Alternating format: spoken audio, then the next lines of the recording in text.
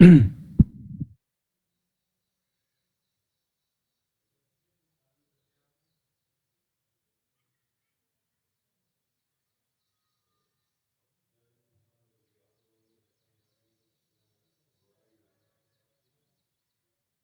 बच्चों, नमस्कार। कैसे हैं आप सब लोग? उम्मीद करता हूं कि आप सब लोग अच्छे होंगे, बेहतरीन होंगे, लाजवाब होंगे, एकदम बिंदास होंगे और साथ ही बहुत अच्छे से आप लोग अपनी पढ़ाई को कर रहे होंगे।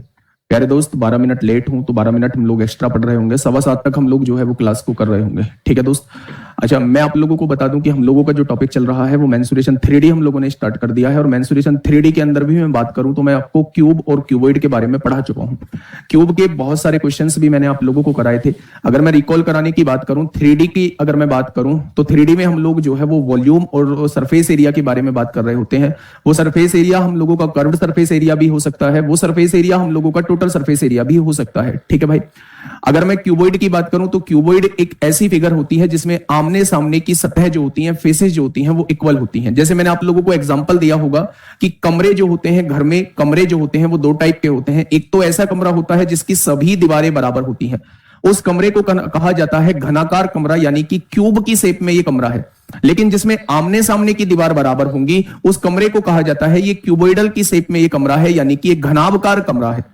तो मेरे दोस्त, अगर आप लोगों से कभी कहा जाए एक आयताकार कमरा, तो आयताकार का मतलब होता है आमने सामने की भुजा बराबर वाला, यानी वो क्यूबॉइड की बात कर रहा है।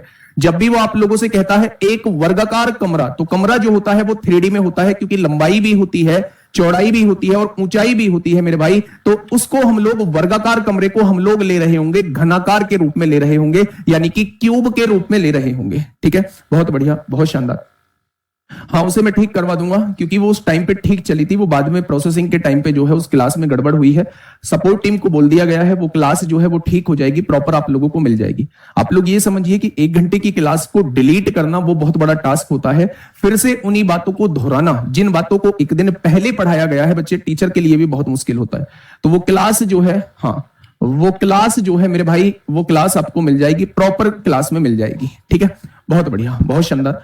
अगर मैं बात करूं तो मैंने एक चीज, एक कॉन्सेप्ट और बताया था कि जब भी कोई एक 3D फिगर से दूसरी 3D फिगर बनाई जाएगी तो उस केस में दोनों के वॉल्यूम इक्वल होंगे। मान लो हम लोगों से एक बड़ा घनाभ है, उसे काट के छोटे छोटे घनाभ बनाए जा सकते हैं, या एक बड़ा घन है उसे काट के छोटे छोटे घन बनाए जाते हैं। तो हमसे पूछेगा कि बनने वाले छोटे घनों की संख्या कितनी होगी। तो हम क्या करेंगे, घनाभ के आयतन को छोटे घन के आयतन से डिवाइड कर देंगे, तो अब हमारे सामने जो है वो नंबर ऑफ घन निकल के आ जाएंगे कि वो छोटे घन जो थे वो कितने थे मात्रा में। यदि हम लोगों से कहता है कि एक बड़ा घन जो है वो अलग तरीके के 3 छोटे घनों में टूट गया है, तो मेरे भाई आप लोग लिखेंगे बड़े घन का जो आयतन होगा वो 3 छोटे घनों के आयतनों के योग के बराबर होगा। यानी कुल मिला के कहने का मतलब केवल इतना सा है कि बड़े घन से जब भी छोटी वस्तु बनाई जाए तो बड़ी वस्तु का आयतन जो होता है वो छोटी वस्तु के आयतन के बराबर होता है। ठीक है, हम वॉल्यूम को इक्वल लिखेंगे। सर पॉलीगन से कितने क्वेश्चन आएंगे? बेटा उम्मीद तो एक की भी नहीं है, पर आने को आ जाए इसलिए पढ़ाया गया है। ठीक है, बहुत बढ़िया। तो ये मैं आप लोगों को पढ़ा चुका था कि 18 सेंटीमीटर का एक घन जो है वो 3 छोटे छोटे घनों में पिघलाया जाता है। तो बड़े घन का जो आयतन होगा वो तीनों छोटे घनों के आयतनों के योग के बराबर होगा। ये कॉन्सेप्ट मैं आप लोगों को बता चुका हूं। घन के बेसिक क्वेश्चन मैं आप लोगों को करा चुका हूं। अब हम बेसिक क्वेश्चन घनाभ के करने वाले हैं, उसके बाद जो है हम आगे का थ्योरी पार्ट बच्चे कवर करेंगे। ठीक है, तो हम लोगों का जो नेक्स्ट टॉपिक होने वाला है वो घनाभ होने वाला है। एक बार मैं आप लोगों को फॉर्मूले बता दूं, जब भी घनाभ के आयतन के बारे में बात की जाएगी तो हम घनाभ का आयतन जो है वो लंबाई गुणा चौड़ाई गुणा ऊंचाई लिख रहे होंगे। जब भी घनाभ की 4 दीवारों के क्षेत्रफल के बारे में बात की जाएगी, या वक्र पृष्ठीय क्षेत्रफल के बारे में बात की जाएगी, या पार्श्व पृष्ठीय क्षेत्रफल के बारे में बात की जाएगी, तो हम 2l + b × h लिख रहे होंगे। ठीक है, जब भी क्वेश्चन 5 दीवारों के क्षेत्रफल का आएगा, जैसे मैंने आप लोगों को एग्जांपल भी दिए थे, 5 दीवारों के क्षेत्रफल में वो आपसे पेंट का क्वेश्चन कर सकता है। घर में पेंट करना है कमरे में, तो 5 दीवारों का क्षेत्रफल क्या होगा, क्योंकि 4 दीवारों पे पेंट करना होता है, एक छत पे पेंट करना होता है, तो टोटल मिला के 5 ही दीवारों पर पेंट करना होता है। इसलिए जब भी पेंट का क्वेश्चन आप लोगों से पूछा जाता है तो हम 5 दीवारों का क्षेत्रफल जो है वो निकाल रहे होते हैं। अगर मैं 5 दीवारों का क्षेत्रफल मैं आप लोगों से पूछूं तो आप कहेंगे 4 दीवारों दीवारों के क्षेत्रफल में अगर आप एलबी जोड़ दोगे तो ये 5 दीवारों का क्षेत्रफल बन जाएगा। इसमें आप लोगों से डायरेक्टली वो कहेगा नहीं कि 5 दीवारों का क्षेत्रफल बताओ, वो क्वेश्चन के रूप में देगा और आप लोगों को पहचानना होगा कि इसमें जो है वो 5 दीवारों का क्षेत्रफल पूछना चाह रहा है। जैसे अगर उसने क्वेश्चन खुली संदूक का दे दिया, मान लो एक संदूक आपके पास है, वो ऊपर से खुली हुई है, तो ऊपर वाला हिस्सा तो उसका लगा नहीं है, तो चारों दीवार उस संदूक में लगी है, नीचे का तला उस संदूक में लगा है, तो इस केस में अगर वो क्षेत्रफल पूछता है तो हमें 5 दीवारों का क्षेत्रफल ही निकालना होगा। तो जब भी क्वेश्चन पेंट का क्वेश्चन आता है तो हम लोग क्षेत्रफल के बारे में वो आपसे पूछ रहा होता है। ठीक है भाई, बहुत बढ़िया। ये आयतन हम लोगों का होता था लंबाई गुणा चौड़ाई गुणा ऊंचाई। ये क्या होता है मेरे भाई, ये जो होता है ये 4 दीवारों का क्षेत्रफल होता है। अगर 4 दीवारों के क्षेत्रफल में एक दीवार का क्षेत्रफल जोड़ दिया जाए तो ये 5 दीवारों का क्षेत्रफल बन जाएगा। अब अगर उसे टोटल सरफेस एरिया पूछना है, उसे बचा कुल पृष्ठीय क्षेत्रफल पूछना है, तो इस केस में 6 दीवारों का क्षेत्रफल निकालना पड़ेगा। और किसी भी घनाभ का 6 दीवारों का जो क्षेत्रफल होता है वो 2LB plus BH plus HL होता है। क्या होता है मेरे भाई, 2LB plus BH plus HL होता है। अब इसमें एक क्वेश्चन और पूछा जाता है यहां से विकर्ण का, तो विकर्ण के लिए मैंने आप लोगों को बताया होगा अंडर रूट के अंदर L square plus B square plus H square होता है। तो ये 5 फॉर्मूले मेरे भाई हमें पढ़ने थे। हाँ, 5 फॉर्मूले हम लोगों को पढ़ने थे और इसी पर बेस्ड जो है हम लोगों को क्वेश्चंस देखने हैं। बस हम लोगों के क्वेश्चंस फॉर्मूले याद होने चाहिए मेरे भाई। क्वेश्चंस में जरा सी भी दिक्कत आप लोगों को नहीं आएगी। घनाभ का पहला क्वेश्चन मैं आप लोगों के सामने लेके आ रहा हूं। ये रहा मेरे भाई घनाभ का पहला क्वेश्चन। फटाफट बताइए क्या होगा इसका बिल्कुल सही जवाब।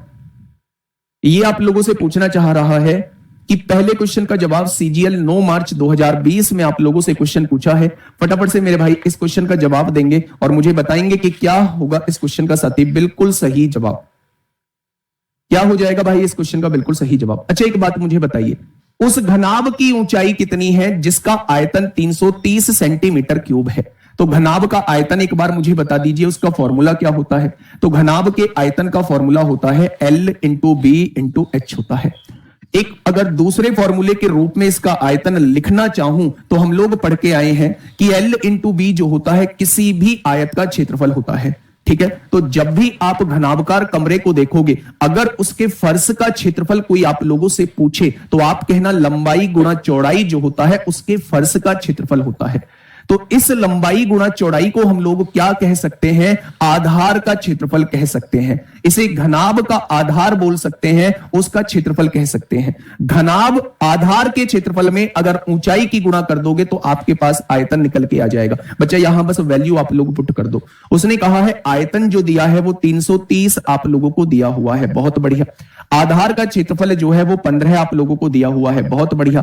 ऊंचाई आप लोगों से पूछा है, तो गुड्डा यहां से डायरेक्टली आप लोग क्या लिख देंगे, उस घनाभकार कमरे की ऊंचाई कितनी आएगी। तो आपके क्वेश्चन का जवाब हो जाएगा 22 सेंटीमीटर। आपके क्वेश्चन का जवाब भाई मैं कल की क्लास का सॉल्यूशन करा दूंगा, आप लोग टेंशन मत लो। नहीं होगी ठीक तो दोबारा ले दूंगा भाई, परेशान मत हो।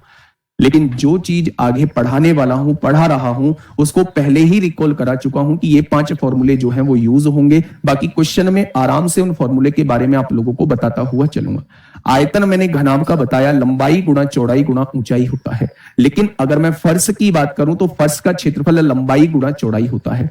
तो ये जो लंबाई गुणा चौड़ाई है इसे आधार का क्षेत्रफल बोल सकते हैं। फर्श जो होता है किसी भी घनाभ का आधार होता है, तो ये आधार का क्षेत्रफल गुणा ऊंचाई भी इसी आयतन का फॉर्मूला होता है। आयतन क्या दिया है, 330 आप लोगों को दिया हुआ है। यहां आधार का क्षेत्रफल 15 है, ऊंचाई आपसे पूछी है तो ये 22 निकल के आ जाएगा। ठीक है भाई, नेक्स्ट क्वेश्चन आप लोगों के सामने क्वेश्चन नंबर 11। क्वेश्चन नंबर 11 भाई करा दूंगा। क्यों फर्जी कमेंट किए जा रहे हो? पढ़ने के लिए आए हो या उस क्लास को बताने के लिए? वो पता चल जाता है, वो पता चल जाता है। मैं उस क्लास को करा दूंगा, ठीक है ना। अब दिक्कत मत लो, अब आगे की क्लास तो कर लो, क्यों इसे बर्डन चढ़ा रहे हो अपने ऊपर।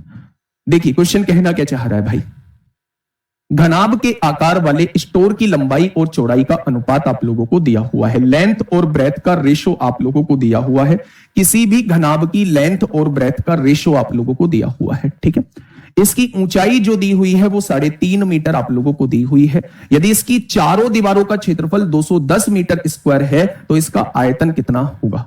जब भी घनाभ के बारे में बात हो और चारों दीवारों का क्षेत्रफल आप लोगों को दिया हो, तो क्या चारों दीवारों का जो फॉर्मूला होता है मेरे भाई, क्या वो चारों दीवारों का फॉर्मूला जो होता है वो ये होता है 2L + B × H ही चारों दीवारों का क्षेत्रफल होता है। उसने चारों दीवारों का क्षेत्रफल कितना दिया है, तो आप कहेंगे 210 आप लोगों को दिया हुआ है। यदि मैं आप लोगों से कहता हूं लंबाई और चौड़ाई को जोड़ेंगे तो 2 और 1 कितना हो जाएगा, 3A हो जाएगा। और अगर मैं ऊंचाई की बात करता हूं तो ऊंचाई कितनी दी हुई है, 3.5 दी हुई है। तो यहां ये वैल्यू किसके बराबर है, तो आप कहेंगे 210 के बराबर है। 2 से काटेंगे मेरे भाई 105 बार कटेगा, कटेगा या नहीं, पॉइंट हटाएंगे 0 बढ़ाएंगे, 35 से काटेंगे 3 बार कटेगा, और 3 धाई 30 होते हैं। तो 3A की वैल्यू क्या हो जाएगी, 3 धाई 30 के बराबर हो जाएगी।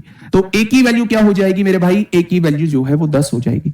अगर A की वैल्यू 10 हो चुकी है तो इसको मैंने 2A माना है, तो क्या ये लंबाई जो है 10 दूनी 20 हो जाएगी। अगर इसको A माना है तो A की वैल्यू 10 निकल के आई है। यानी लंबाई भी आपके पास है, चौड़ाई भी आपके पास है, और ऊंचाई भी आपके पास है। अब आप लोगों से घनाभ का आयतन पूछा गया है, तो मेरे भाई घनाभ का आयतन क्या होता है, तो आप कहेंगे लंबाई गुणा चौड़ाई गुणा ऊंचाई ही घनाभ का आयतन होता है। लंबाई कितनी है मेरे भाई, तो आप कहेंगे 20 दी हुई है। चौड़ाई कितनी दी हुई है, आप कहेंगे 10 दी हुई है। और ऊंचाई कितनी दी हुई है, तो आप कहेंगे 3.5 आप लोगों को दी हुई है। हाँ या ना, तो आप कहेंगे 35 दूनी 70 हो जाएगा, 3.5 दूनी 70 हो जाएगा, और यहां 10 की गुणा होगी तो 700 हो जाएगा। यानी कि मेरे भाई इसका वॉल्यूम जो निकल के आएगा वो कितना निकल के आ जाएगा, वो 700 मीटर क्यूब इस क्वेश्चन का जवाब आ जाएगा। अगर आप लोगों को 4 दीवारों का क्षेत्रफल मेरे भाई दिया हुआ है, तो आप 4 दीवारों के क्षेत्रफल को 210 के इक्वल लिख देंगे। यहां से A की वैल्यू निकालेंगे जो कि 10 निकल के आ जाएगी, उस A की वैल्यू को यहां रख देंगे। यहां ये वैल्यू 2A थी, ये वैल्यू A थी, तो 2A का मतलब होता है 10 दूनी 20, A का मतलब होता है 10। यानी लेंथ 20 दी हुई है, ब्रेथ 10 दी हुई है, और हाइट 3.5 दी हुई है। तीनों का गुणनफल ही आयतन होता है जो कि उसने पूछा है। तो बेटा तीनों का गुणनफल कितना आ जाएगा, 700 इस क्वेश्चन का जवाब आ जाएगा। फटाफट मुझे इस क्वेश्चन का जवाब बताइए। ये CGL 25 जुलाई 2023 में आप लोगों से पूछा गया है।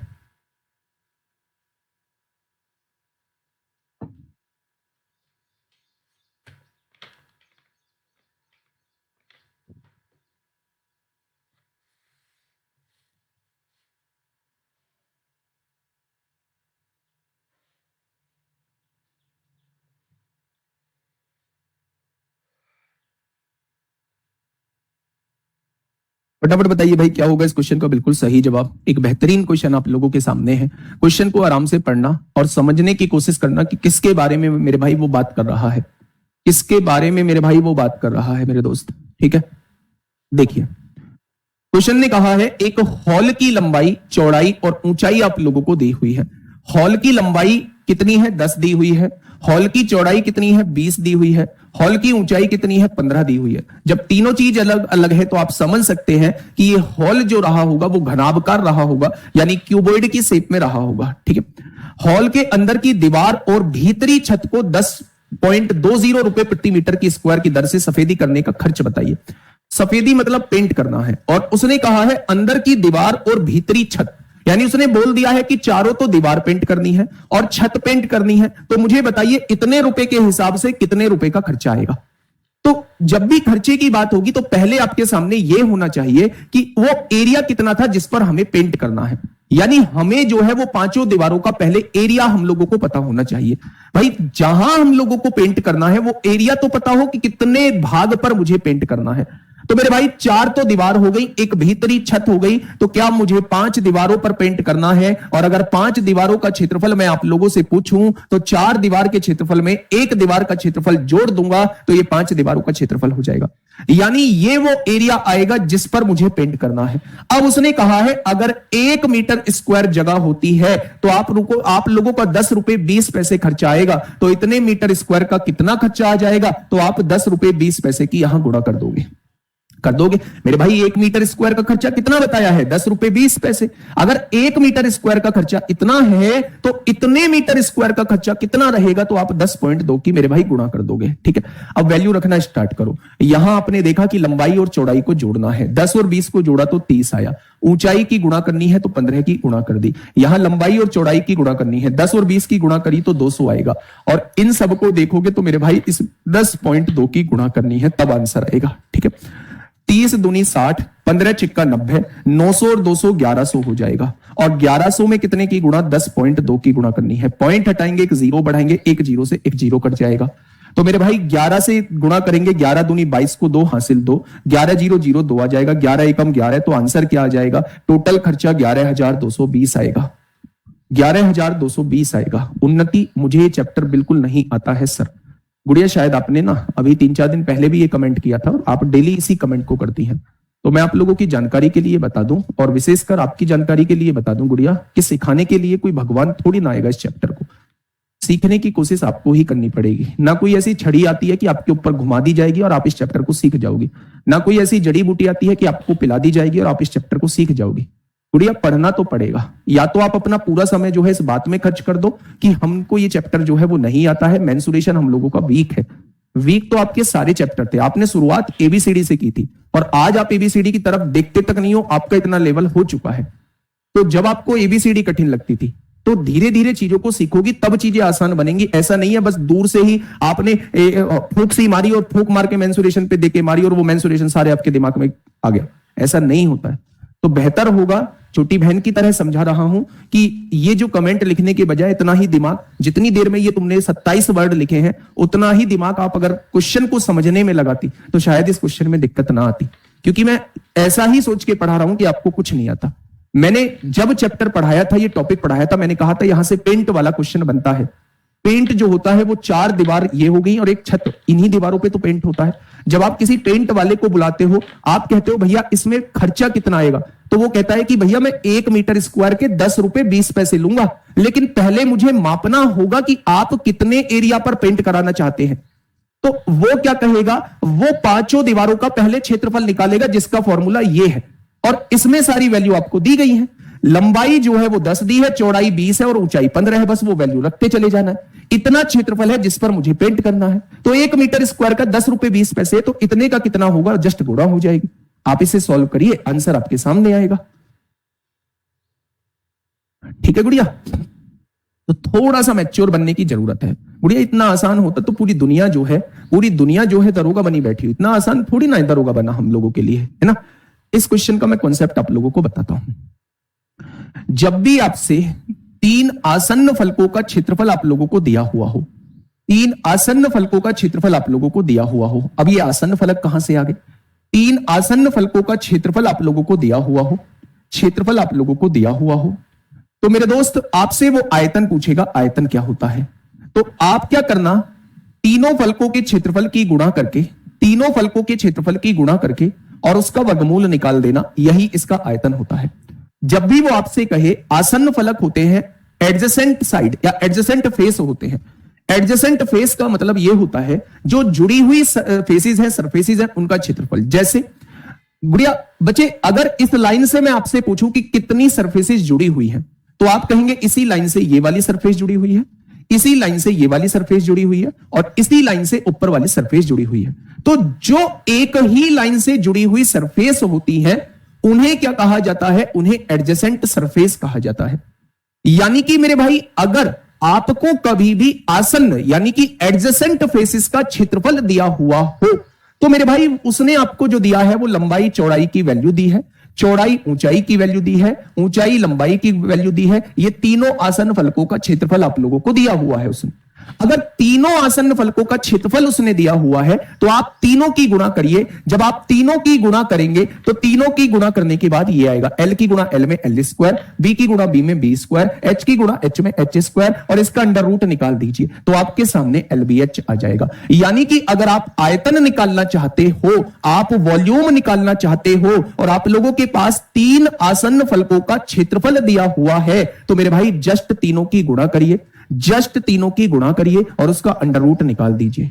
जस्ट तीनों की गुणा करिए और अंडर रूट उसका निकाल दीजिए। यही क्या होता है, उस घनाभकार कमरे का आयतन होता है। जैसे मैं आपको क्वेश्चन दिखाऊं, ये रहा क्वेश्चन। जाना नहीं है, ऐसे नाराज होके नहीं जाते हैं आप लोग, नाराज बहुत जल्दी हो जाते हो। अगर आपको समझाने की कोई बात कर दे तो आप सीधा तुरंत बाय बोल देते हो। भाई क्या जरूरत है इस बाय बोलने की? घर में कोई बड़ा भाई है आपके या नहीं है? अगर बड़ा भाई है तो वो डांटता भी होगा, फटकारता भी होगा, लेकिन चाहेगा वो हमेशा आपका भला। तो आपके भले के लिए ही आपको ये बातें सुनाई गई हैं, उसमें बाय कह के गुस्सा होके जाने की जरूरत नहीं है। मुझे पता है मैं इस क्वेश्चन को दिमाग में डाल दूंगा, आज के बाद इस क्वेश्चन को आप कभी भी नहीं भूलोगे। सुनिए क्या कहना चाह रहा है क्वेश्चन। एक घनाभ की 3 आसन्न फलकों का क्षेत्रफल, आसन्न मतलब जुड़ी हुई सतहों का क्षेत्रफल आपको दिया है। तो पहला कितना दिया है क्षेत्रफल, एलबी की वैल्यू 32 सेंटीमीटर स्क्वायर, बीएच की वैल्यू 24 सेंटीमीटर स्क्वायर और एचएल की वैल्यू 48 सेंटीमीटर स्क्वायर दिया हुआ है। जब भी यूनिट में स्क्वायर होगा तो वो क्षेत्रफल आप लोगों को दिया हुआ है। जब भी यूनिट में क्यूब आपके सामने होगा तो वो वॉल्यूम आपको दिया हुआ है। जब भी आपके सामने कोई इस पावर में कोई वैल्यू नहीं होगी तो समझ जाना वो पेरीमीटर या किसी विशेष भुजा के बारे में आप लोगों से बोला गया है। ठीक है, अब उसने कहा है घनाभ का आयतन कितना होगा। बच्चे ये है 3 आसन्न यानी 3 जुड़ी हुई भुजाओं का क्षेत्रफल। तो क्या ये एलबी की वैल्यू दी गई है? आपको पेपर में ये बात बिल्कुल भी नहीं लिखनी है, केवल आज समझाने के लिए लिख रहा हूं। क्या ये बीएच की वैल्यू दी गई है? दूसरी सतह का क्षेत्रफल बीएच होगा, उसका क्षेत्रफल 24 दिया हुआ है। क्या इसका क्षेत्रफल जो है वो एचएल हो जाएगा? इसका वैल्यू जो है वो 48 आप लोगों को दी हुई है। अब आप लोगों को इसका आयतन पूछा है तो मैं बता के आया हूं, जस्ट तीनों के क्षेत्रफल की गुणा करिए और वर्गमूल निकाल दीजिए। तो पहला क्षेत्रफल कितना है मेरे भाई? तो आप कहेंगे 32 दिया हुआ है। दूसरा क्षेत्रफल कितना है? 24 दिया हुआ है। और तीसरा क्षेत्रफल कितना है? 48 आप लोगों को दिया हुआ है। बस इसका वर्गमूल निकालना है। आप गलती से भी गुणा करने मत लग जाना, आप इसे तोड़ने की कोशिश करना। 16 गुणा 2 32 को लिख सकता हूं, 24 को लिख सकता हूं, 4 तिया 12 दूनी 24 लिख सकता हूं, और 48 को क्या लिख सकता हूं, या फिर इसे ऐसे लिखिएगा 16 दूनी 32 ये हो गया, 24 को ऐसे ही लिखा रहने दीजिए। 48 को लिख सकता हूं 24 गुणा 2, 24 गुणा 2 लिख सकता हूं क्या? अब आप ये समझिए 16 का वर्गमूल 4 होता है, इन 2 का वर्गमूल 1 2 हो जाएगा, और इन 2 24 का वर्गमूल 1 24 हो जाएगा। क्या ये बात समझ में आ गई? तो 4 दूनी 8, 8 की गुणा 24 में करेंगे तो उस घनाभकार कमरे का आयतन कितना निकल के आ जाएगा? तो आप कहेंगे 192 सेंटीमीटर क्यूब आ जाएगा। यानी मेरा कहने का मतलब केवल और केवल इतना सा है कि जब भी आपके सामने 3 एडजेसेंट फेसेस के एरिया आप लोगों को दी हो, 3 आसन्न फलकों के क्षेत्रफल आप लोगों को दिए हुए हो, तो आप लोगों को उसने इसकी वैल्यू दी हुई है, ये दिमाग में अपने रखना। अगर वो आपसे आयतन पूछता है, अगर वो आपसे वॉल्यूम पूछता है, तो तीनों की गुणा करके वर्गमूल निकाल देना, यही इसका वॉल्यूम का फॉर्मूला होता है। तो जहां आपने क्यूबॉइड के फॉर्मूले लिखे हैं वहां एक पॉइंट बना के एक बात और लिख लो कि जब भी 3 आसन्न फलकों का क्षेत्रफल ए, बी और सी वो देगा और हमसे आयतन पूछेगा तो आयतन बराबर अंडर रूट एबीसी होता है। एबीसी मतलब तीनों की गुणा करके अंडर रूट निकालना होता है। इस बात को अपनी कॉपी में लिख लो, जब भी रिवाइज करोगे तो ये चीज जो है हमेशा के लिए दिमाग में रहेगी। तो इस क्वेश्चन का जवाब क्या हो जाएगा? इस क्वेश्चन का जवाब जो है वो मेरे भाई 192 सेंटीमीटर क्यूब हो जाएगा। ठीक है जी, नेक्स्ट क्वेश्चन आपकी सेवा में हाजिर है। नेक्स्ट क्वेश्चन आपकी सेवा में हाजिर है। फटाफट बताइए क्या होगा इस क्वेश्चन का बिल्कुल सही जवाब।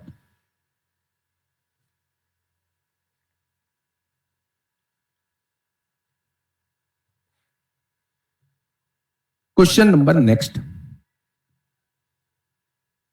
देखिए, क्वेश्चन पूछना क्या चाह रहा है मेरे भाई। 17 मीटर लंबे, 8 मीटर चौड़े और 3 मीटर ऊंचे घनाभ का संपूर्ण पृष्ठीय क्षेत्रफल, तो कुछ है ही नहीं। घनाभ का संपूर्ण पृष्ठीय क्षेत्रफल का अगर फॉर्मूला आप लोगों के याद है तो क्या आप मेरे भाई जीवन में इस क्वेश्चन को छोड़ के आएंगे? आप क्या कहेंगे? लंबाई और चौड़ाई की गुणा करेंगे, 17 अट्ठे कितना होता है? 136 होता है। चौड़ाई और ऊंचाई की गुणा करेंगे, 8 तिया 24 होता है। ऊंचाई और लंबाई की गुणा करेंगे, 17 तिया 51 होता है। ये आ जाएगा। अगर मैं आप लोगों से कहूं 2, 6 और 4 10 और 1 11 को 1 हासिल 1, 3 और 1 4, 4 2 6, 6 5 11 को 1 हासिल 1, तो यहां क्या ये 211 हो जाएगा। और 211 की गुणा जब मैं 2 में करूंगा तो एक सुंदर सा सुशील सा आंसर आपके सामने होगा, जिसे हम 422 मीटर स्क्वायर करेंगे। बेटा सारी यूनिट मीटर में है और एरिया पूछा है, क्षेत्रफल पूछा है, तो स्क्वायर में यूनिट निकल के आपके सामने आ जाएगी। नेक्स्ट क्वेश्चन, क्वेश्चन नंबर 15 आप लोगों के सामने है। फटाफट बताइए भाई क्या होगा इस क्वेश्चन का बिल्कुल सही जवाब। क्या हो जाएगा इस क्वेश्चन का मेरे भाई बिल्कुल सही जवाब? क्या कहा है क्वेश्चन ने? क्वेश्चन ने कहा है किसी घनाभ की लंबाई, चौड़ाई और ऊंचाई का योगफल आप लोगों को दिया हुआ। एक बेहतरीन क्वेश्चन जिसे कहते हैं, आने लायक क्वेश्चन जिसे कहते हैं, वो आया हुआ क्वेश्चन मेरे भाई आप लोगों के सामने है। क्या कहा है? किसी घनाभ की लंबाई, चौड़ाई और ऊंचाई का योगफल, यानी कि घनाभ की लंबाई, चौड़ाई और ऊंचाई का योगफल कितना दिया हुआ है? तो आप कहेंगे 28 दिया हुआ है। यदि घनाभ का कुल पृष्ठीय क्षेत्रफल, बेटा कुल पृष्ठीय क्षेत्रफल का फॉर्मूला क्या होता है? तो आप कहेंगे घनाभ के कुल पृष्ठीय क्षेत्रफल का फॉर्मूला मेरे भाई ये होता है। क्या इसकी वैल्यू जो दी गई है वो 588 आप लोगों को दी गई है? तो आप कहेंगे बिल्कुल दी गई है। तो इसका विकर्ण कितना होगा? यानी वो इससे under root L square plus B square plus H square की वैल्यू पूछना चाह रहा है। मेरे दोस्त आप ध्यान से मेरी बातों को समझना, थोड़ा सा बेसिक पर हम लोग चलेंगे। अगर मैं आप लोगों से यह कहता हूं कि इस इक्वेशन के अंदर वेरिएबल कितने हैं, कितनी ऐसी वैल्यूज हैं जिनके बारे में आपको नहीं पता है, तो ना तो आपको लंबाई के बारे में, यहां भी लंबाई चौड़ाई के बारे में नहीं पता, चौड़ाई ऊंचाई के बारे में नहीं पता, ऊंचाई लंबाई के बारे में नहीं पता, यानी ऐसे 3 वेरिएबल हैं जिनके बारे में हमें पता नहीं है कि उनकी वैल्यू कितनी होगी। वो 3 वेरिएबल कौन से हैं? वो लंबाई, चौड़ाई और ऊंचाई 3 वेरिएबल हैं जिनके बारे में मेरे भाई हम लोगों को नहीं पता है। तो जितने वेरिएबल होते हैं, अगर उतनी ही इक्वेशन है तो क्वेश्चन सॉल्व होगा, और अगर जितने वेरिएबल हैं उतनी इक्वेशन नहीं है तो क्वेश्चन सॉल्व नहीं होगा। तो यहां 3 वेरिएबल थे लेकिन इक्वेशन 2 है, तो ये क्वेश्चन जो है उसमें वैल्यू निकालना इम्पॉसिबल है। ना तो हम सिंगल एल की वैल्यू निकाल सकते हैं, ना हम सिंगल बी की वैल्यू निकाल सकते हैं, ना सिंगल एच की वैल्यू हम लोग निकाल सकते हैं। बस हमें क्या निकालना होगा? हमें मिक्स में इसकी वैल्यू निकालनी होगी। तो मिक्स में निकालने का तरीका क्या है? जब भी ऐसा क्वेश्चन आप लोगों को दिखाई दे तो एक हिंट के तौर पर एक चीज मैं आप लोगों को बताता हूं।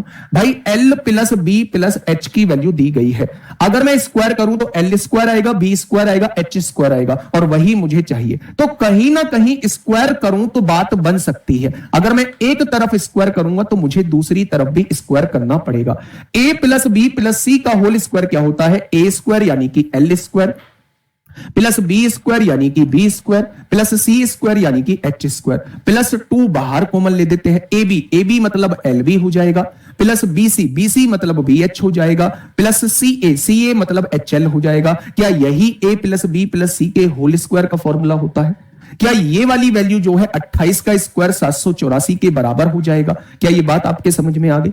अगर मैं आपसे पूछूं गुड्डा इसकी वैल्यू जो है वो कितनी दी गई है, इसकी वैल्यू जो है आप लोगों को 588 दी गई है, तो ये प्लस का 588 है, तो क्या ये इधर जाके माइनस का 588 हो जाएगा? 14 में से 8 जाएगा 6, 17 में से 8 जाएगा 9, 6 में से 5 जाएगा 1। ये वैल्यू किसकी हो जाएगी? तो ये वैल्यू जो है L square plus B square plus H square की हो जाएगी। हमें यही तो वैल्यू चाहिए थी भाई। विकर्ण पूछा है तो इसी का अंडर रूट तो विकर्ण होता है, तो अगर मैं इस वैल्यू का अंडर रूट ले दूं तो क्या ये मेरा विकर्ण निकल के आ जाएगा? तो 196 का वर्गमूल जो होता है 14 इस क्वेश्चन का जवाब हो जाएगा, यानी विकर्ण की वैल्यू जो हो जाएगी वो 14 centimetre is the right answer. 14 centimetre क्या हो जाएगा मेरे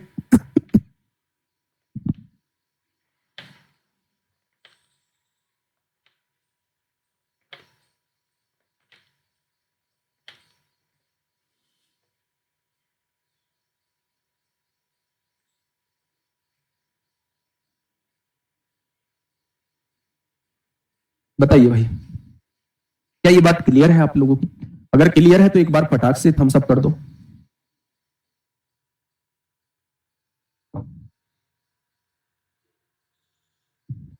अगर ये बात क्लियर है आप लोगों की तो फटाक से थम्स अप करेंगे। हाँ जी, ये बात हम लोगों की क्लियर है, 100% की बात है, हम लोगों के समझ में आ चुकी है, बहुत अच्छे से समझ में आ चुकी है। बहुत बढ़िया भाई, बहुत बढ़िया। आगे बढ़ जाएं क्या? चलिए, वाटरमार्क लोगो नहीं लगाएंगे। और बताइए, और क्या फरमाइश है आप लोगों की? और क्या फरमाइश है आप लोगों की मेरे भाई? वाटरमार्क लोगो जो है हम नहीं लगाएंगे, फटाफट बताइए। एक बार थम्स अप करेंगे अगर ये पॉइंट जो है आप लोगों के क्लियर हैं तो।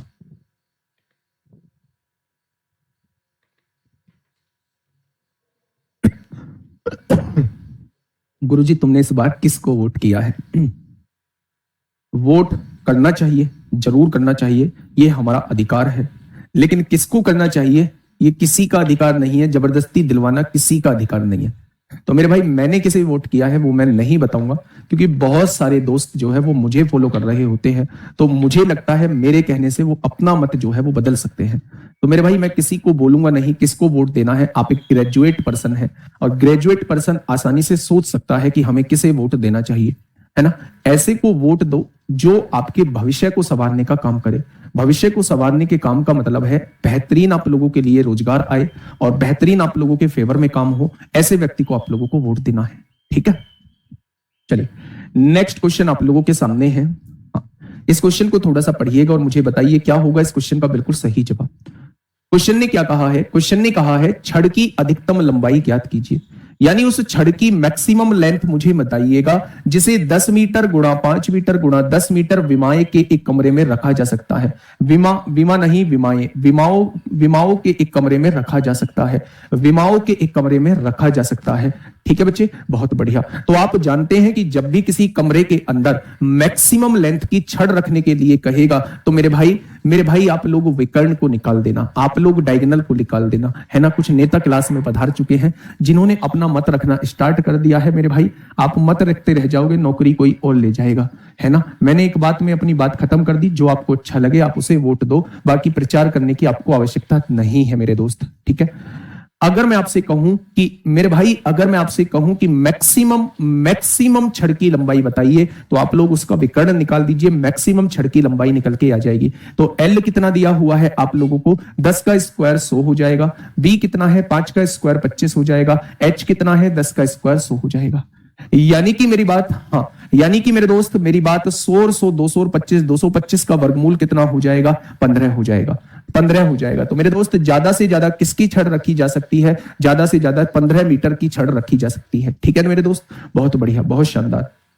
कुलदीप तिवारी मेरे भाई, मैं किसी की बात नहीं कर रहा हूं, जिसकी आप कह रहे हो उसे तो मैं कभी वोट देता ही नहीं हूं, है ना। जिसकी आप कह रहे हो मेरे भाई उसे तो मैं कभी वोट देता ही नहीं हूं, है ना। आ जाइए, चलिए नेक्स्ट क्वेश्चन की तरफ हम लोग चलते हैं। नेक्स्ट क्वेश्चन आपके सामने है, बहुत बेहतरीन सा क्वेश्चन, एक लाजवाब क्वेश्चन आप लोगों के सामने है। फटाफट मुझे बताइए क्या होगा इस क्वेश्चन का बिल्कुल सही जवाब। प्यारा सा चुटकू सा क्वेश्चन आप लोगों के सामने है, जल्दी से बताइएगा क्या हो जाएगा इस क्वेश्चन का बिल्कुल सही जवाब।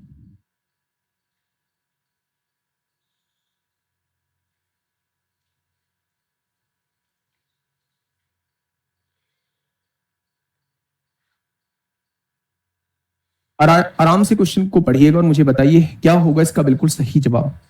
क्वेश्चन ने कहा है एक चौड़ाई की लंबाई और एक घनाभ की ऊंचाई का योग है।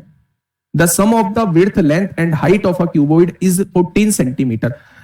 लंबाई और एक घनाभ की ऊंचाई एक बेटा ये पीछे है, क्वेश्चन कुछ इस तरीके से है। एक घनाभ की लंबाई, एक घनाभ की लंबाई, चौड़ाई और ऊंचाई का योग जो है वो 14 सेंटीमीटर दिया हुआ है। ध्यान से सुनना, एक घनाभ की लंबाई, चौड़ाई और ऊंचाई का योग 14 सेंटीमीटर आप लोगों को दिया हुआ है। लंबाई, चौड़ाई और ऊंचाई का योग जो है वो 14 सेंटीमीटर आप लोगों को दिया हुआ है। और इसकी सतह का कुल कुल पृष्ठीय क्षेत्रफल का फॉर्मूला जो होता है वो ये होता है। क्या ये पहले जैसा क्वेश्चन आपके सामने बन गया है, ये क्षण में आप लोगों को दिया हुआ है। फिर एक छड़ी की अधिकतम लंबाई ज्ञात करें जो बॉक्स के अंदर रखी जा सकती है। बॉक्स के अंदर रखी जा सकने वाली मैक्सिमम लेंथ की छड़ी जो होती है वो उसका विकर्ण होता है। क्या होता है मेरे भाई,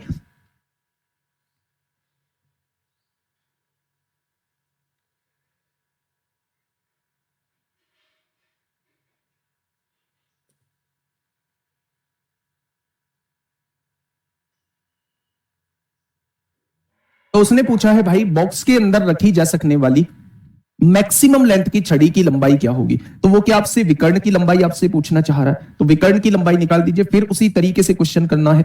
3 वेरिएबल हैं, 2 इक्वेशन है, तो वैसे तो इंडिविजुअल वैल्यू निकालना पॉसिबल नहीं है, तो हम इसका स्क्वायर कर देते हैं तो काम बन जाएगा। ए स्क्वायर यानी कि L square plus B square यानी कि B square plus C square यानी कि H square. A square plus B square plus C square plus का 2ab, पहले 2 की गुणा करो एल बी आएगा, प्लस बी सी अगले 2 की गुणा करो बी एच आएगा, प्लस सी ए यानी पहले और आखिरी की गुणा करो एच एल आएगा, और उधर करेंगे 14 का स्क्वायर 196 आएगा। इसकी वैल्यू क्या दी हुई है, 96 दी हुई है, प्लस है इधर आके माइनस हो जाएगा, तो क्या ये वैल्यू 100 आ जाएगी। किसकी वैल्यू 100 आएगी, L square plus B square plus H square की वैल्यू 100 आ जाएगी। आपको चाहिए छड़ी की मैक्सिमम लेंथ चाहिए, तो आप इसका विकर्ण निकाल दो, यानी कि इसका अंडर रूट निकाल दोगे तो 10 सेंटीमीटर इस क्वेश्चन का बिल्कुल सही जवाब हो जाएगा। Option number C is the right answer. क्या हो जाएगा, ऑप्शन नंबर सी ही इस क्वेश्चन का बिल्कुल सही जवाब हो जाएगा। नेक्स्ट क्वेश्चन सीजीएल 9 मार्च 2020 में आप लोगों से पूछा, इस क्वेश्चन का बिल्कुल सही जवाब।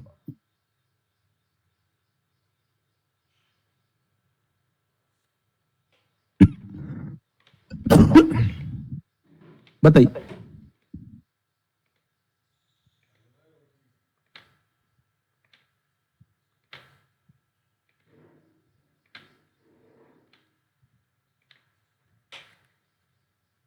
फटाफट बताइए भाई, क्या होगा इसका बिल्कुल सही जवाब।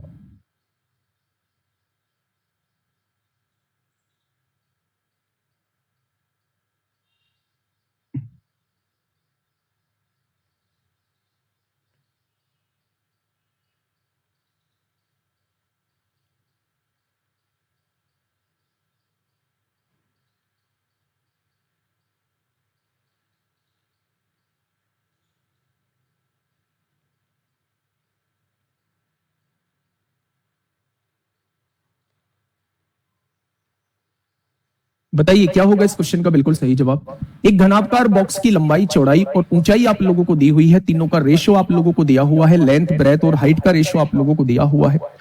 इसका संपूर्ण पृष्ठीय क्षेत्रफल आप लोगों को दिया हुआ है। क्या मुझे आप संपूर्ण पृष्ठीय क्षेत्रफल का फॉर्मूला बता पाएंगे? तो आप कहेंगे संपूर्ण पृष्ठीय क्षेत्रफल का फॉर्मूला जो होता है वो 2LB होता है प्लस BH होता है प्लस HL होता है। क्या इसकी वैल्यू जो है वो 27,832 आप लोगों को दी हुई है? तो आप कहेंगे बिल्कुल दी हुई है। 2 से काटेंगे मेरे भाई, 2 एकम 2 होगा, 2 तिया 6 होगा, एक बचेगा, 2 नाम 18 होगा, 2 एकम 2 होगा, 2 चिक्का 12 हो जाएगा। बहुत सुंदर।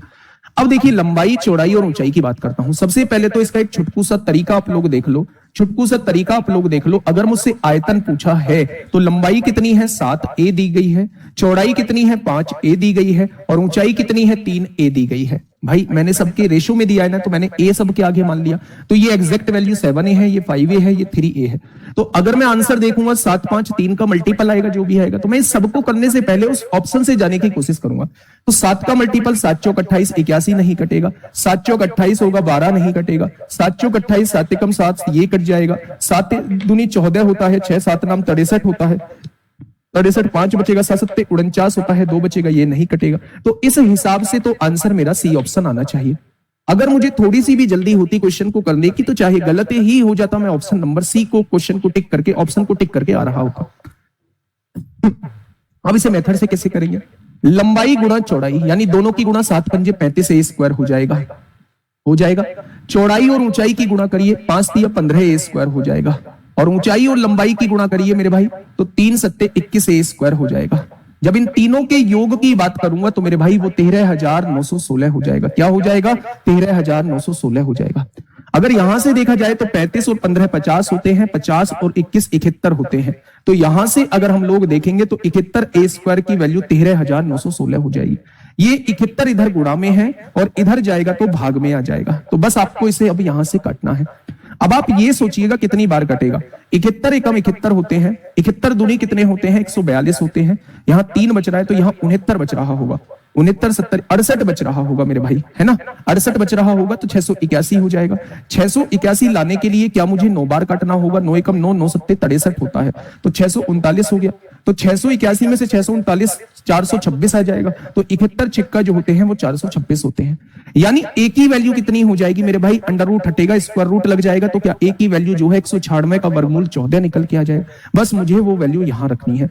14 सत्ते 98 होगा, 14 पंजे 70 होगा, 14 तिया 42 होगा। अगर मैं यहां से जब मैं इसे सॉल्व करूंगा तो बेटा इसमें मल्टीपल 7 का देख लेना, और वो एक ही मल्टीपल है, ऑप्शन नंबर सी। 7 का मल्टीपल जो है वो केवल एक ही ऑप्शन है, ऑप्शन नंबर सी इस क्वेश्चन का साथी बिल्कुल सही जवाब जो है वो हो जाएगा। क्या ये बात आपकी क्लियर है? तो आप कहेंगे जी बिल्कुल क्लियर है। नेक्स्ट क्वेश्चन की तरफ हम लोग चलते हैं मेरे भाई। नेक्स्ट क्वेश्चन क्या कहता है? 19वें क्वेश्चन की तरफ आ जाइए, फटाफट से आ जाइए मेरे भाई।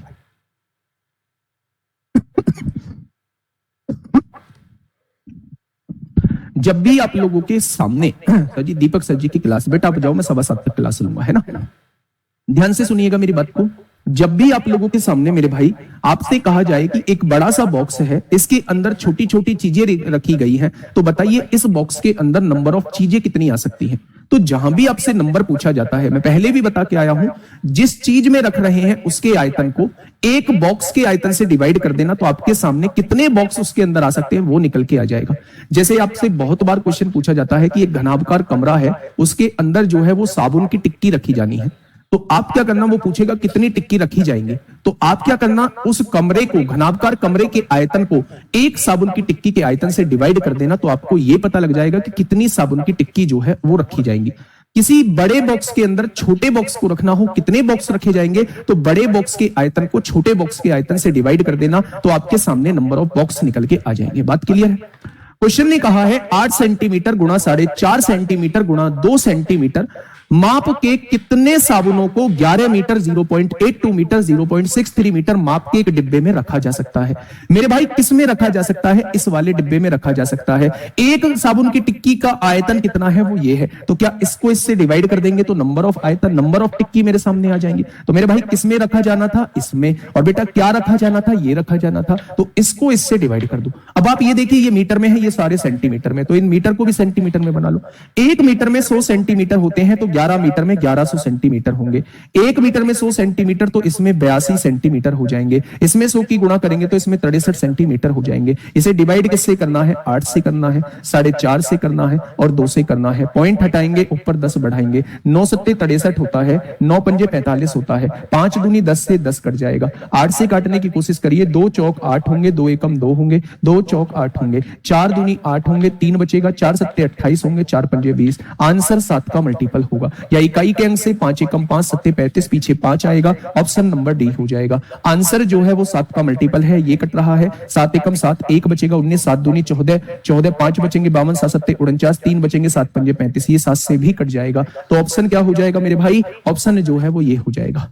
यानी जब भी आप लोगों से पूछा जाता है कि एक बड़े बॉक्स के अंदर कितने छोटे बॉक्स रखे जा सकते हैं, तो बड़े बॉक्स के आयतन को छोटे बॉक्स के आयतन से डिवाइड कर दोगे, तो आपके पास जो है वो नंबर ऑफ छोटे बॉक्स की संख्या आ जाएगी।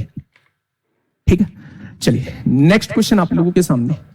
फटाफट बताइए, क्या ऐसा ही क्वेश्चन है जैसा मैं आप लोगों को अभी बता के आया हूं? क्वेश्चन नंबर 20 को पढ़िएगा और मुझे बताइए कि क्या होगा इस क्वेश्चन का बिल्कुल सही जवाब।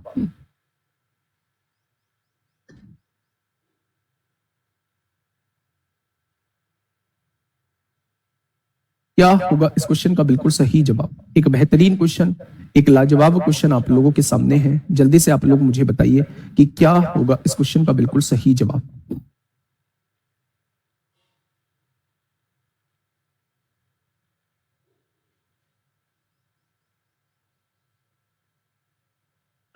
क्वेश्चन ने कहा है एक कंटेनर में तरल 11.28 मीटर स्क्वायर के एक क्षेत्र को पेंट करने के लिए पर्याप्त है। इस कंटेनर से 30 सेंटीमीटर गुणा 25 सेंटीमीटर गुणा 12 सेंटीमीटर माप के कितने बक्सों को रंगा जा सकता है, वो आप लोगों से ये पूछना चाह रहा है।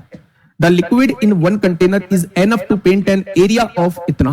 तो how many boxes measuring 30 centimetre गुणा 25 सेंटीमीटर गुणा 12 centimetre can be painted with this container. भाई इतने एरिया को माप सकता है, तो इस कंटेनर से 30 सेंटीमीटर गुणा 25 सेंटीमीटर गुणा 12 सेंटीमीटर माप के कितने बक्सों को रंगा जा सकता है? कुछ अजीब सा नहीं लग रहा है? यहां जो है ये एरिया आप लोगों को दिया हुआ है, और यहां जो है आप लोगों को ये दिया हुआ है, यहां जो है वो आप लोगों को ये दिया हुआ है। कंटेनर में तरल दिया हुआ है इतना 11.28 मीटर स्क्वायर के एक क्षेत्र को पेंट करने के लिए पर्याप्त है। बहुत बढ़िया।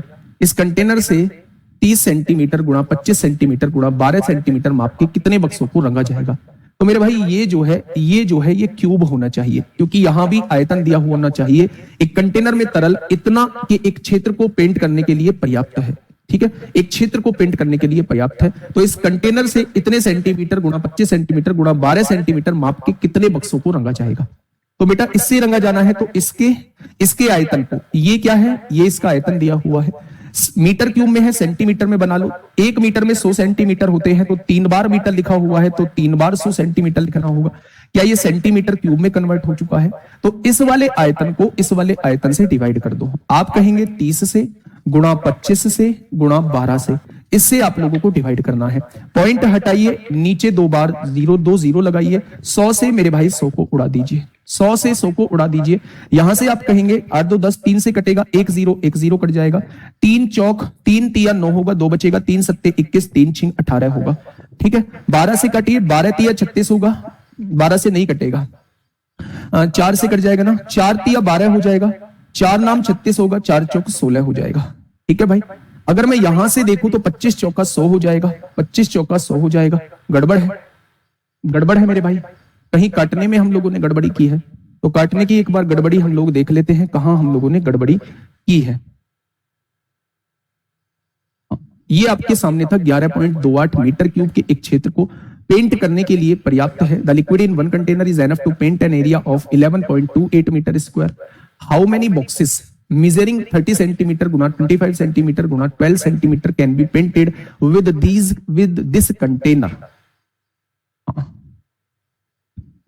देखिए, हाँ इसमें देखिए, इसमें क्या होगा, how many boxes measuring 30 centimetre गुना 25 सेंटीमीटर गुना 12 सेंटीमीटर। इसमें हम लोग क्या कर लेते हैं, वो एरिया हम लोगों को दिया हुआ है। अगर मैं इसको आयतन भी ना बनाऊं, इसको मैं आयतन भी ना बनाऊं, ये एरिया मुझे दिया हुआ है, ये एरिया मुझे आप लोगों का दिया हुआ है। तो मेरे भाई फिर क्या करिए, 6 दीवारों को रंगना है।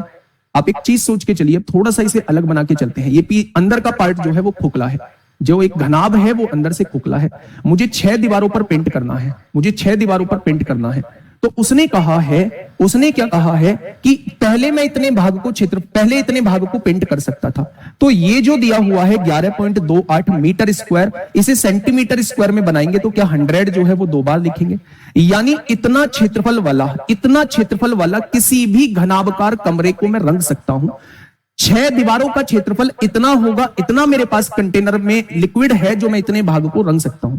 अब उसने कहा है एक अलग तरीके का लिक्विड है, एक अलग तरीके का कंटेनर है जिसकी लेंथ, ब्रेथ और हाइट ये दी गई है। इसकी 6 दीवार रंगनी है आप लोगों को। तो ऐसे कितने कंटेनर रंगे जा सकते हैं, ऐसे कितने कंटेनर रंगे जा सकते हैं। तो मेरे भाई एक कंटेनर का टोटल सरफेस एरिया निकाल लीजिए। जब आप टोटल सरफेस एरिया निकालेंगे तो एक का आएगा 25 तिया 75, 750 निकल के आएगा, प्लस BH 25 के बारे में करिए, 25 दूनी 50 को 0 हासिल 5 होगा, 25 एकम 25 और 5 30 हो जाएगा मेरे भाई। और फिर पहले और आखिरी की गुणा करिए, 360 हो जाएगा। तो क्या एक कंटेनर को रंगने के लिए इतना एरिया चाहिए, हाँ या ना। तो मेरे भाई यहां से क्या हो जाएगा 750, यहां से देखेंगे 0 हो जाएगा, 6 और 5 11 को 1 हासिल 1, 7 3 10 3 13 और 1 1410 हो जाएगा। 1410 की 2 में गुणा करेंगे, 7 3 10 3 13 13 और 1410 की 2 में गुणा करेंगे तो ये 2820 हो जाएगा। कितना हो जाएगा, ये 2820 हो जाएगा। तो मेरे भाई अगर मैं इसे 2820 से डिवाइड कर दूं, क्यों किया है मैंने 2820 से गुणा, थोड़ा सा समझने की कोशिश करिए। मान लीजिए जिस कमरे में आप लोग बैठे हुए हैं, मुझे इस पर पेंट करना है। मेरे पास एक बाल्टी है जिसमें पेंट भरा हुआ है। उसने कहा है मेरे पास इतना पेंट है कि मैं इतने मीटर स्क्वायर में पेंट कर सकता हूं। यानी कि अगर मैं 6 दीवारों पर पेंट करूंगा, अगर मैं 6 दीवारों पर पेंट करूंगा तो मैं इतने भाग पर पेंट कर सकता हूं। यानी ये मेरे पास इतना लिक्विड मौजूद है। अब मुझे एक दूसरा कंटेनर दिया गया जिसकी लेंथ, ब्रेथ और हाइट ये दी हुई थी। मुझसे कहा ऐसे कितने कंटेनर रंगे जा सकते हैं। तो क्या उनको भी 6 भुजाओं पर पेंट करना होगा तभी वो पूरे रंगे जाएंगे।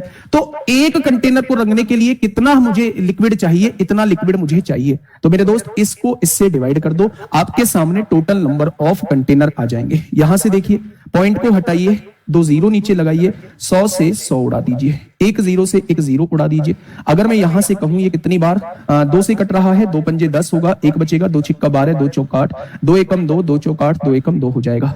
3 से कटेगा, 3 एकम 3, 3 अट्ठे 24, 3 अट्ठे 24 होगा, 3 चौक 12 होगा, 3 सत्ते 21। और आप जानते हैं 47 चौक 188 होते हैं। 4 दही कितना हो जाएगा, तो मुझे 40 कंटेनर रंगे जा सकते हैं, 40 कंटेनर रंगे जा सकते हैं। अब बच्चे आप लोगों के मन में एक छोटा सा डाउट आएगा। वो डाउट क्या होगा, उस डाउट को थोड़ा सा सुन लीजिए। आपने कहा कि एक जगह तो आपने बताया है कि बड़ी चीज के वॉल्यूम को छोटी चीज के वॉल्यूम से डिवाइड कर देंगे तो आपके सामने नंबर ऑफ छोटी चीज आ जाएंगी। क्या ये चीज मैं बता के आया हूं? लेकिन अगर पेंट वाला क्वेश्चन बनता है तो आप ये समझिए कंटेनर जो होगा वो अंदर से ठोस नहीं होगा। मुझे 6 दीवारों को रंगना होगा तब जाके पूरा कंटेनर रंगा जाएगा। एक ऐसा कंटेनर जिसकी लेंथ, ब्रेथ और हाइट दी हुई है तो मुझे 6 दीवारों को रंगना होगा तब कंटेनर रंगा जाएगा। इस क्वेश्चन में इतने एरिया को रंगने के लिए लिक्विड मौजूद है, तो क्या टोटल लिक्विड मेरे पास ये मौजूद है? अब मुझे एक कंटेनर को रंगने के लिए 6 दीवारों का क्षेत्रफल इतना आता है। क्या एक कंटेनर अगर रंगना होगा तो क्या इतना क्षेत्रफल रंगना होगा? तो अगर टोटल इतना लिक्विड मेरे पास है और एक को रंगने के लिए इतने लिक्विड की आवश्यकता है, तो अगर टोटल को 1 से डिवाइड कर देंगे तो नंबर ऑफ कंटेनर मेरे पास आ जाएंगे। तो मेरे भाई कितना आ जाएगा? 40 इस क्वेश्चन का जवाब आ जाएगा। नेक्स्ट क्वेश्चन आपका होमवर्क में है और ये क्वेश्चन आप लोग जो है, जैसे इसमें ईंटों की जरूरत है, ये पूछा है तो ईंटें ठोस है। उसने कहा ये इतनी एक दीवार है, इस पर इतनी डायमेंशन की ईंट लगानी है, तो बताओ कितनी ईंटों की जरूरत पड़ेगी। तो मेरे भाई इसके आयतन को एक ईंट के आयतन से डिवाइड कर दोगे तो नंबर ऑफ ईंट निकल के आ जाएगी। भाई ये जो दीवार बनी है ये छोटी छोटी ईंटों को मिला के बनी है, तो अगर एक दीवार का आयतन इतना है, टोटल इतना आयतन है, और एक ईंट का आयतन आपको ये दिया हुआ है, आपसे पूछ रहा है कितनी ईंट लगेंगी, तो दीवार के वॉल्यूम को ईंट के वॉल्यूम से डिवाइड कर देना, इस वाले को टोटल इससे डिवाइड कर देना, आपके सामने जवाब आ जाएगा। तो ये आपके सामने जो है आज का होमवर्क दोस्त रहने वाला है। घनाभ में कितने क्वेश्चन बचे हैं? घनाभ में मेरे भाई ये आपके सामने है, हाँ 2 क्वेश्चन और बचे हैं, वो अगली क्लास में। कल का जो हम लोगों का टॉपिक होगा वो हम लोग राइट सर्कुलर सिलेंडर कर रहे होंगे, और खोखला बेलन यानी कि होलो सिलेंडर कर रहे होंगे, राइट सर्कुलर कोन की थ्योरी कर रहे होंगे, कोन काटने वाले की थ्योरी कर रहे होंगे, स्फीयर हम लोग कर रहे होंगे, और हेमिस्फीयर और होलो स्फीयर हम लोग कर रहे होंगे।